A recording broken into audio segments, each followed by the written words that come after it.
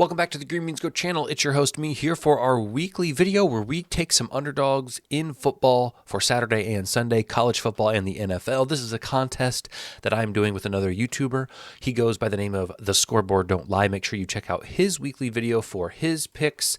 As always, we can pick up to 5 underdogs each week, and whoever has the most units at the end of the season will be declared the winner. Just a little friendly competition. But before we talk about my picks this week, we have a true underdog story right here. And that is the fact that I have not had a carbonated beverage for 16 long years. 2008, August 18th, 2008 was the last time I had a pop, or a soda, as some of you call it over that way. Here's the deal. This Sunday, I'm breaking the streak, and I'm going to be drinking 16 pops for the 16 years that I have been abstinent from them. These are the pops I will be drinking, and I will be trying to identify them blindly after not having them for 16 years. So make sure you come back and check out that contest that I'm doing with myself. If you want to see the full preview of that contest, I made a video on my channel, so I'll link it at the end. You can check it out. Some of you, I'm sure, already have. Last week, BYU got the win, which we love to see. The Saints were 84% chance to win the game, and they lost. What is with this? The fourth quarter, 40 seconds left.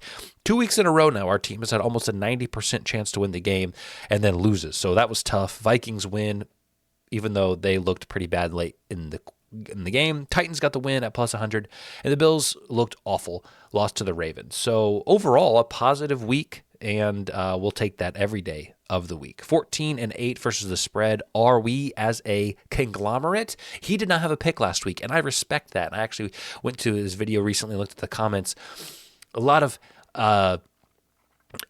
hate, I guess, for him. Here's the deal, guys. Do you want him to force a pick and give out a loser, and then you're mad at him for giving out a loser? Or would you rather him say, hey, guys, I don't see an edge. I don't have an angle, so I am not going to endorse one? Because I think one of those things is wiser than the other, and I'll let you figure out which one that is. So as always, these are for entertainment. We're going to try to find value, but they are hard to beat long-term. Combine these with promos. If the money line is too risky, take the spread, because as you can see, we're 14-8 against the spread. That's pretty good. You put a unit on all their spread picks, you'd be up.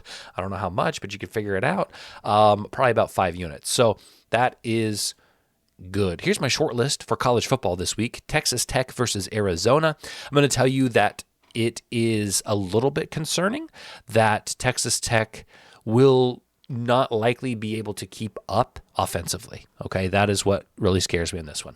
Florida over UCF. I think this could be a spot that many people go because of how they saw UCF play last week, but I think UCF will be able to get things going against Florida's poor defense that ranks like 90th and 100th in both the rush and the pass. So it could be a good bounce back spot for UCF, which makes me nervous in terms of the psychology of it. Rutgers in Nebraska is one that caught my eye, but Rutgers likes to run the ball, play games tight, play games low scoring. Nebraska scares me because they can get out and they can air it out and they can put up points. So I fear that if we take Rutgers, Nebraska goes on to put up 30 and Rutgers doesn't keep pace. And then finally, Missouri over A&M, I think is your best bet for an upset.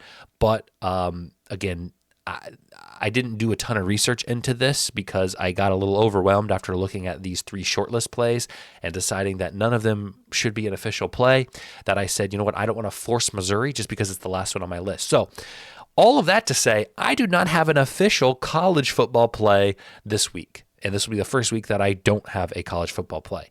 If you want to take any of these would be my best candidates. Feel free to take Texas Tech, Florida, Rutgers, or Missouri. And if you don't like any of those on the money line, maybe think about the spread. I do think, according to the model that I'm working on, all of those do have some value, but not enough for me to endorse the money line. Shortlist for NFL, we have Panthers over Bears. I just think Andy Dalton has changed the identity of this team and has been playing well, and I don't think the Bears have a lot of identity yet.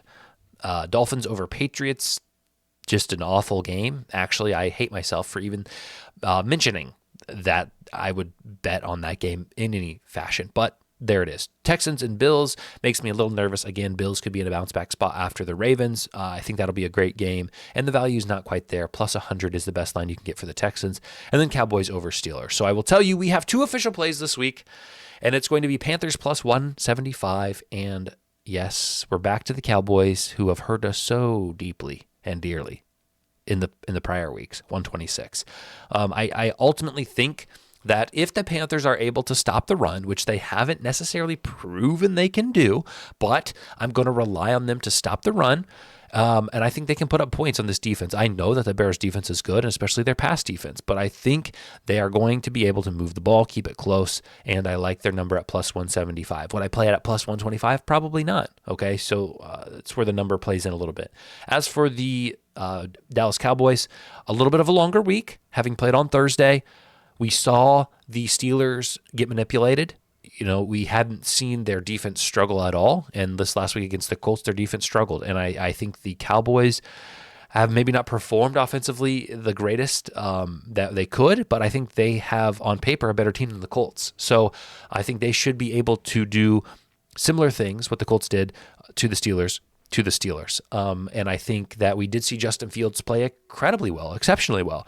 But I don't think he's going to play that well again, is a simple fact of the matter. So give me the Cowboys plus 126, all right?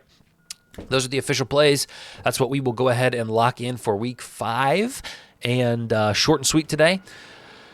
It's Friday, yeah, so I will not have a video for a few days unless I drop a little surprise one, which I'm going to because I have my Sunday pop drinking video, which will be released, I hope, Sunday night. It'll take a little bit to edit, but we'll hope to get that up Sunday night, okay? So take care, enjoy the games this weekend, and we will see you Sunday.